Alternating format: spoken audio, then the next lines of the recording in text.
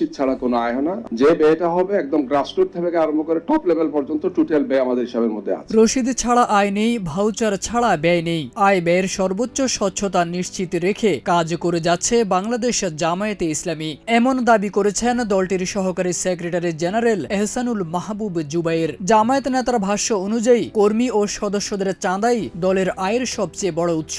এছাড়া শুভাকাঙ্ক্ষী ও সুধী সমাবেশ থেকে ডোনেশন নেওয়া হয়। তিনি বলেন, প্রশ্নবিদ্ধ কোনো ব্যক্তির কাছ থেকে অনুদান নেওয়া হয় না।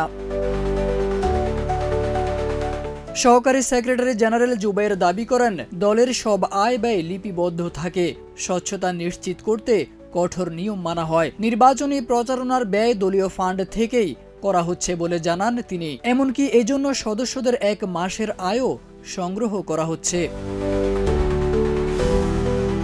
24শে নভেম্বর রাজধানীর রমনায় Dhaka institute of research and analytics আয়োজিত এক গোলটেবিল আলোচনায় এসব কথা বলেন জামায়াত নেতা এহসানুল মাহবুব জুবাইর।